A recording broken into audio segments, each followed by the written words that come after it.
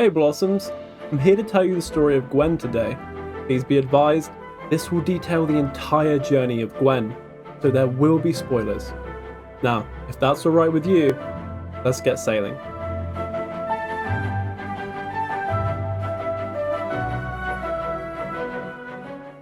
Gwen is the very first spirit that Stella ever meets in the game. She is a tall red deer with dazzling antlers. It is said that they symbolize her successful career despite being in a male-dominated world.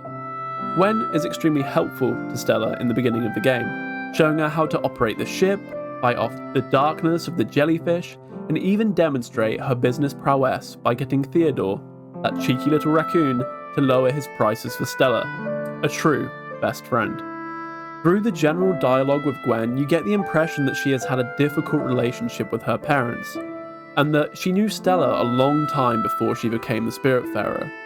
Gwen has a very blasé personality, possibly due to her upper-class life. However, she is very affectionate towards Stella. Gwen's parents had been friends with Stella's family for a long time before they moved to North America, and as such, Gwen had been one of the very few constants in Stella's life up to adulthood. Gifted with a brilliant mind and a pragmatic attitude, she had a mischievous side. Being a couple of years older than Stella, Gwen had always been a big sister figure for her, one who would always nudge her towards self-affirmation and taking the risks she otherwise wouldn't dare to take on her own. Here, to an aristocratic but mostly dysfunctional family, Gwen had a difficult relationship with her father. He was proud of his daughter, but he would often distastefully parade her and her intelligence as a way to receive status.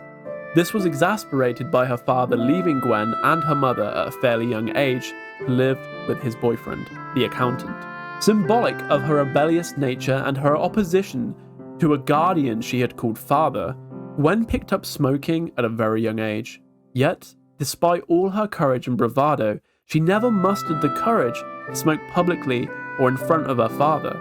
Ironically, smoking is eventually what led to the downfall of Gwen. But Stella came to her rescue at her lowest low and encouraged Gwen to face her fate with bravado and courage.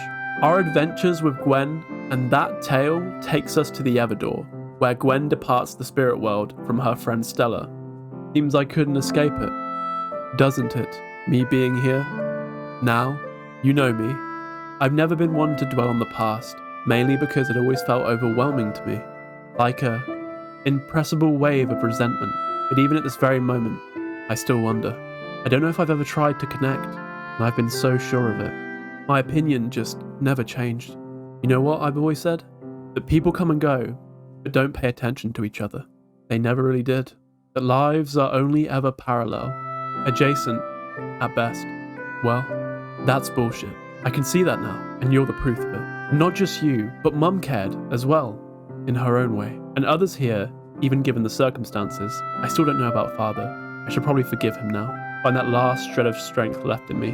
Would that make me a better person? Maybe. But after all this, I don't think I care. It doesn't matter, because I had my best friend by my side. I had you. You're a wonderful person, Stella. My life would not have been the same without you. The light you showed us was more than a beacon. It was a guide. Only I was too blind to see it. My shades were too opaque. Okay, let's go. I can't hold it any longer. Thank you, Stella. Thank you for bringing me here even if you didn't want to. Thank you for kicking my butt and shaking my ego.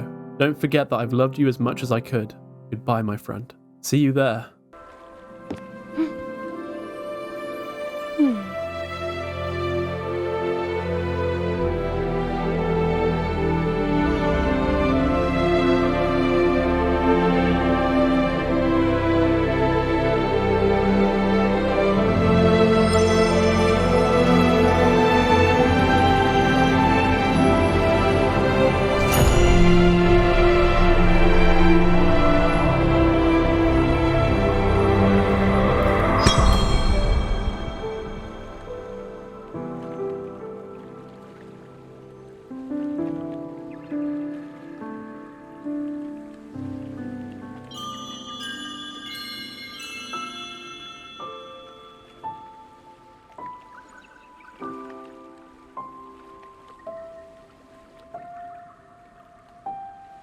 I think after Gwen's scene in the end, there is an overarching feeling of compassion.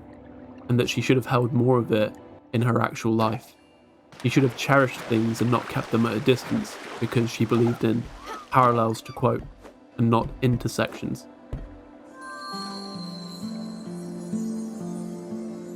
She saw through her bond with Stella that, in fact, you can be close to people, you can intersect, you can shine together, and you can forgive.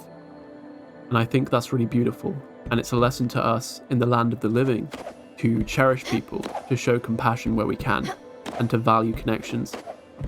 It actually reminds me of the tale of a man called Miyamoto Musashi, a real account of a samurai who defeated over 51 people in sword combat.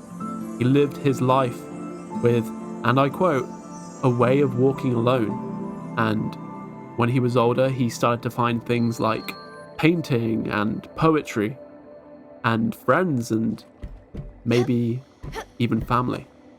He realized that he had lived his whole life without that warmth.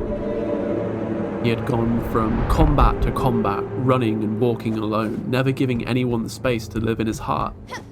And if my memory serves correctly, he climbed to the top of a mountain and begged the god of compassion for forgiveness. And I think there's a similarity in the story between Gwen and Miyamoto Musashi, as wild and different as it seems.